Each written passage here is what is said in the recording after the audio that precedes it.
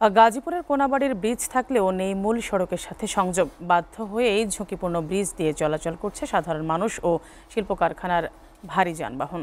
মানববন্ধন করেও মিলছে না প্রতিকার। কর্তৃপক্ষ বলছে ভূমি অধিগ্রহণ জটিলতায় আটকে আছে সংযোগ সড়ক নির্মাণ কাজ। তবে দ্রুতই ভোগান্তির অবসানের আশ্বাস নগর কর্তৃপক্ষের। গাজীপুর প্রতিনিধির প্রতিবেদন।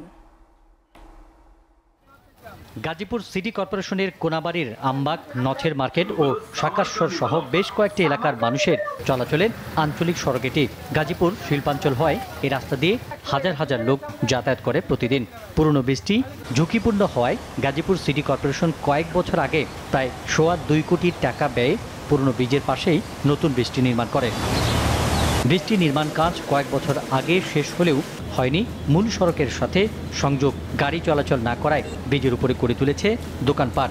বাধ্য হয়ে ঝুঁকিপূর্ণ ব্রিজ দিয়ে চলাচল করছে সাধারণ মানুষ ও শিল্প কারখানার ভারী যানবাহন। ব্রেক নষ্ট হয়ে যায়, তারপরে যে সামনের গলা ভেঙে যায়। ভাই আমরা এখানে গাড়ি উল্টি পড়ে যায়, গাড়ি ভাঙি যায়, রাস্তা তো একদমই ভাঙ্গা, অটো যায় মাঝে মাঝে, অটো উল্টায়া যায় পুরো ওই জায়গায়।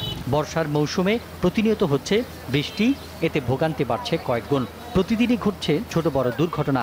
এমন দুর্ভোগ থেকে রেহাই পেতে মানববন্ধনও করেছে এলাকাবাসী ও গাড়ি চালকরা। দ্রুত বৃষ্টি চালুর দাবি জানান তারা। এই বৃষ্টি সংস্কার করা অতি দ্রুত প্রয়োজন। দোকান বাড়ি লেগে দিছে নাকি উৎপাদন করবার লেগে দিছে? মানুষ যদি চলাচলই না করতে পারে গাড়ি ঘোড়া, তাহলে এটা দিয়ে কি করবো? পুরো রাস্তাটা ভাঙা, ব্রিজটাও ভাঙা। কোন সময় যে বৃষ্টি কাদার দিন, কোন সময় যে বৃষ্টিটা নর্মাল, কোন সময় পড়ে যায় বলা যায় না।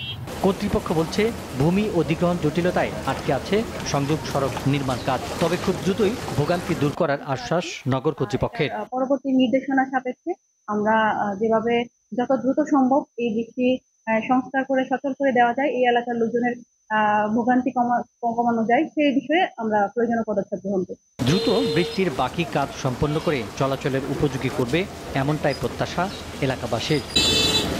SATV news desk.